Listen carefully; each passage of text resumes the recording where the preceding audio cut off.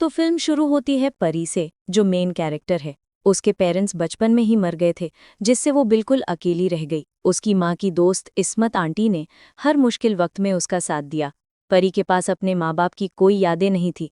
एक निशानी के तौर पर उसके पास उसकी माँ का कैमरा था, जिसने उसे अपने पेरेंट्स के बारे में बहुत कुछ सिखाया। वक्त ऐसे ही गुजरता गया। अपनी माँ की तरह उसने भी अपनी लाइफ का हर पल इस कैमरे में रिकॉर्ड करना शुरू कर दिया। फिर हर लड़की की तरह एक प्रिंस जिसका नाम ईवा था उसकी लाइफ में आया और जल्द ही उसने उससे शादी कर ली।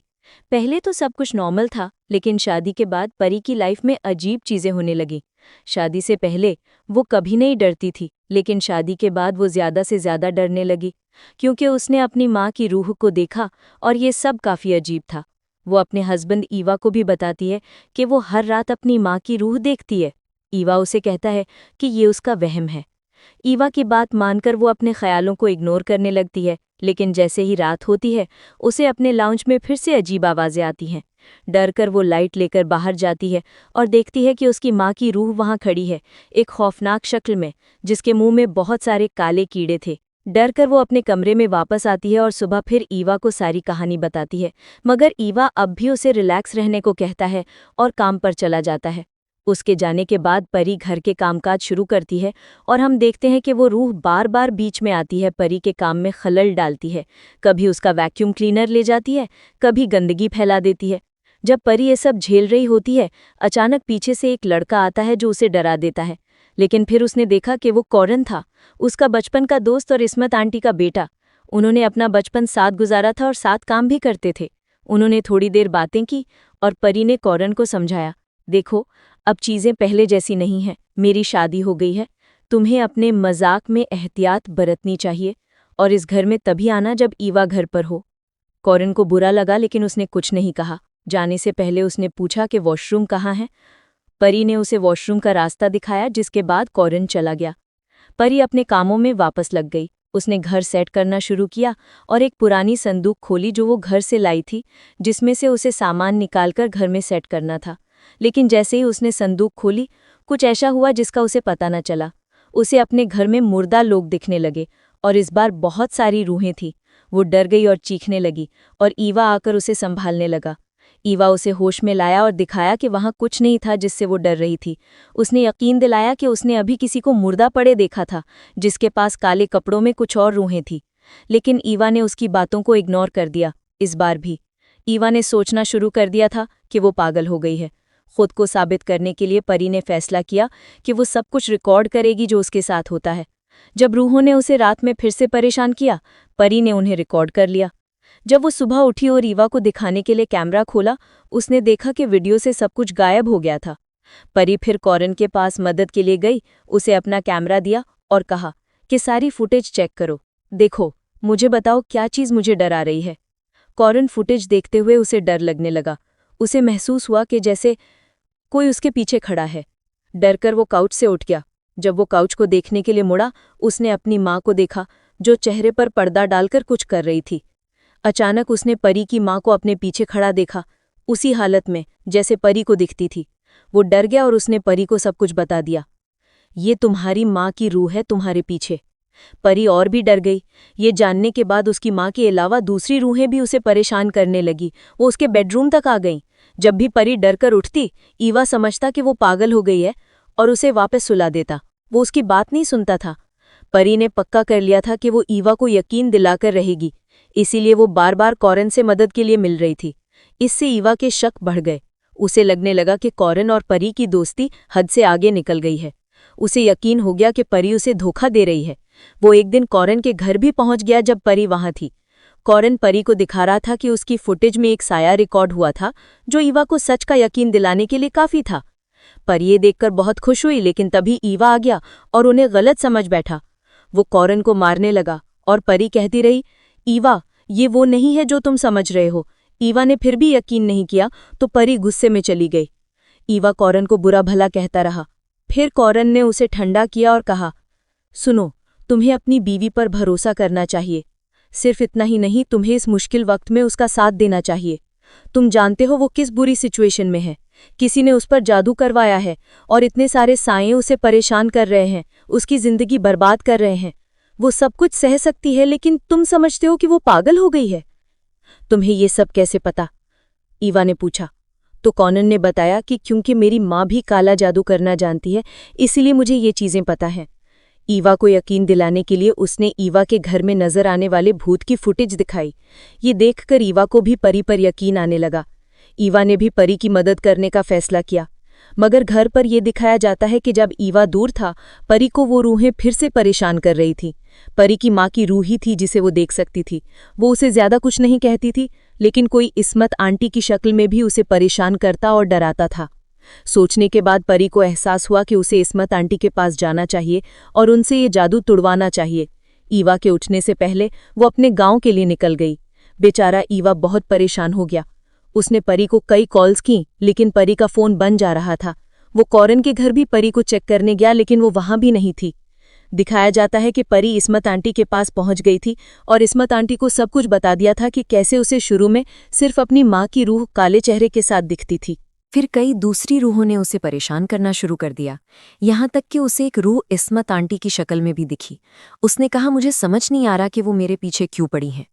एक अजीब खौफनाक दिखने वाली इस्मत आंटी ने उसके मुंह पर एक सफ़ेद कपड़ा रखा और उसे एक पत्थर पकड़ाते हुए कहा, मैं इन रूहों से बात करूंगी और पता लगाऊंगी कि वो तुम्हारे पीछे क्यों हैं। पत्थर पकड़ने के बाद इस्मत आंटी ने उस पर कुछ पढ़ा, जिससे परी की हालत बिगड़ने लगी। असल में रूहें परी के अंदर दाखिल हो गई थीं। इस्मत आंटी ने उससे कई सवाल पूछे और परी ने खौफनाक आवाज में जवाब दिए। इस्मत आंटी ने फौरन परी को पत्थर नीचे फेंकने को कहा। परी पत्थर फेंकने के बाद नॉर्मल हो गई। इस्मत आंटी ने उसे बताया कि किसी ने उस पर बहुत बुरा जादू करवाया है। उन्होंने बताया कि ये जादू इतना बुरा है कि अगर ये टूटा नहीं तो उसकी मौत भी हो सकती है। इसीलिए हमें फौरन तुम्हारे घर जाना होगा और इस जादू का कोई हल निकालना होगा। परी इस्मत आंटी को घर ले आई। पता चला कि कुरान और ईवा पहले ही उसके लिए परेशान थे। इस्मत आंटी ने डर से घर के चारों तरफ देखा। पूरे घर से खौफ टपक रहा था। सब कुछ देखने के बाद वो परी से कहती हैं, मुझे तुम्हारे बाथरूम जाना है। मुझे लगता है जो कुछ भी है वो तुम्हारे बाथरूम में है। बाथरूम में जाकर उन्होंने टैंक के पीछे से कुछ बाल और अजीब गुड़ियां निकालीं जो साफ साफ काले जादू की चीजें लग रही थीं। ईवा और परी दोनों ये देखकर हैरान और परेशान थे और इस्मत आंटी ने समझाया कि यही वो चीज़ है जो तुम सब पर काला जादू करती थी और अब मैं इसे तोड़ दूंगी। यहीं बैठकर ये इस्मत आंटी एक बड़ा अमल करती हैं, मोमबत्तियां और दूसरी चीज़ें जलाकर, ये दिखाने के लिए कि वो जादू तोड़ रही हैं। लेकिन जादू टूटने के बावजूद उसके घर में कुछ नहीं बदला। टीवी खुद ब खुद चलने लगा, लाइटें झटके मारने लगीं और वो सारी रूहें उसे परेशान और डरा भी रही थीं। और इससे परी को समझ आ गया कि उस पर से जादू नहीं उतरा है। उसने वो पोटली ली जो इस्मत आंटी ने ज़ाहिरन उसके बाथरूम से तोड़ी थी और उसे मौलवी साहब के पास ले गई, जिन्होंने उसे बताया कि ये पोटली जादू ही नहीं है, ये सिर्फ एक मामूली पोटली है और निशान ऐसे लगते हैं जैसे किसी बच्चे ने बनाए हों। ये यकीनन तुम्हें डराने के लिए है। लेकिन वो घर वापस आ गई कंफ्यूज होकर कि इस्मत आंटी ने उससे झूठ क्यों बोला और उसे डराया। घर वापस आने पर उसकी मुलाकात फिर अपनी माँ की रूह से हुई।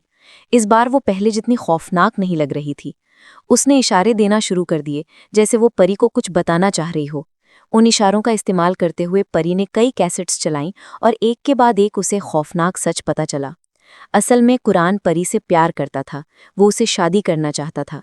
लेकिन जब परी ने ईवा को चुना, कुरान गुस्सा हो गया और उसने अपनी माँ इस्मत आंटी का इस्तेमाल करके परी पर काला जादू करवा दिया। परी की माँ ने परी को घर आने से मना किया था। उसने जाने से पहले वॉशरूम का पूछा था। उसने ज़रूर वो पोटली वॉशरूम में रखी होगी, परी को डराने के लिए। परी के एक इशारे से परी को पता चला कि असली काले जादू की पोटली दरअसल परी की माँ की कब्र में है और कि उसकी माँ इतने टाइम से उसके पास सिर्फ ये बताने आ रही थी कि वो सच में अपनी बेटी को बचाना चाहती है। ईवा या किसी और को बताए बगैर परी वापस अपने गांव अपनी माँ की कब्र पर गई। थोड़ा खोदने के बाद उसे वो पोटली मिल गई और उसे वापस मौलवी साहब के पास ले आई। मौलवी साहब ने उसे देखते ही ऐलान किया कि ये है असली पोटली जो काले जादू के लिए इस्तेमाल हुई थी। उन्होंने परी से कहा, अब फिक्र मत करो, घर जाओ और सो जाओ और मैं इस पर काम करूंगा, तुम पर से काला जादू जरूर हट जाएगा। परी घर वापस आई और सो गई। जब बाबा ने पोटली का जादू तोड़ने की कोशिश की, उन्हें पता चला कि परी पर बहुत खतरनाक जादू किया गया था। जिस लम्हे पोटली खोली गई, जादू के असरात कई गुना बढ़ गए थे। इस वजह से जितनी भी रूहें इस जादू के जरिए परी पर लगाई गई थीं, वो उसे आज रात मार डालती। डर कर मौलवी साहब एक और आदमी के पास गए, एक आमिल जो रूहों को कंट्रोल करता था। उन्होंने उसे सब कुछ समझाया और फौरन उसे परी के घर ले गए। ईवा जो रात के बीच में इन दोनों को अपने घर देखकर बहुत परेशान हो गया, लेकिन इससे पहले कि वो ईवा को कुछ समझा पाते, परी की हालत बिगड़ गई। उसकी आंखें पलट गईं और उसकी आवाज़ भारी हो गई। इससे साफ जाहिर था कि परी पर रूहों ने कब्जा कर लिया था। उसकी हालत इतनी बिगड़ गई कि उन्होंने उसे सोफा पर लिटाया और उस पर अपना अमल शुरू कर दिया। जैसे जैसे वो जादू तोड़ने की कोशिश कर रहे थे, हालत और भी खराब होती जा रही थी। रूहें उनके काबू में आने के बजाय तबाही मचाने लगीं। परी की हालत और भी बिगड़ जाती है और वो झूमने लगती है। इससे पहले कि परी कुछ बुरा कर पाती, उस आमिल ने रूहों को उनकी जगह पर बिठाकर अपना आखिरी वार इस्तेमाल किया। कुछ पढ़ते हुए परी बेहोश हो गई और रूहें उसका जिस्म छोड़ गईं। ईवा जो परी की बातों पर यकीन नहीं करता था, ये अपनी आंखों से देखकर हैरान रह गया। वो सब कुछ रिकॉर्ड कर रहा था ताकि वो ये परी को दिखा सके। उन्होंने ईवा को ये भी बताया कि जिन लोगों ने परी पर जादू करवाया था वो कोई और नहीं बल्कि कुरान और उसकी माँ इस्मत थे। ईवा गुस्से से आग बबूला हो गया और फौरन उनके खिलाफ पुलिस कंप्लेंट कर दी। सुबह पुलिस कुरान के घर उसे गिरफ्तार करने गई, लेकिन कुरान कहीं नहीं मिला। वो उसके गांव वाले घर भी गए, लेकिन ना तो उन्हें कुरान मिला और ना ही इस्मत, जिन्होंने ये काला जादू किया था।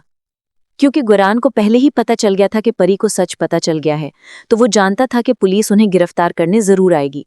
वो उससे पहले ही भाग गए। फिलहाल परी की जिंदगी काफी आसान हो गई थी। वो अक्सर मौलवी साहब के पास जाती रहती थी ताकि उसकी जिंदगी में कोई मुश्किल ना आए। मौलवी साहब ने उसे बताया था कि दुनिया का सबसे खतरनाक जादू उस पर किया गया था और सबसे खतरनाक जिन छोड़ दिया गया था, जो उसे अलग अलग लोगों की शक्ल में नजर आता था, जिसका नाम इफरत था। खैर, अब परी रिलैक्स थी।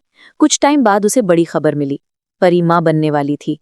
खुशी से उसने ईवा और मौलवी साहब को अपनी माँ की कब्र पर ले गई और वहां दुआ की।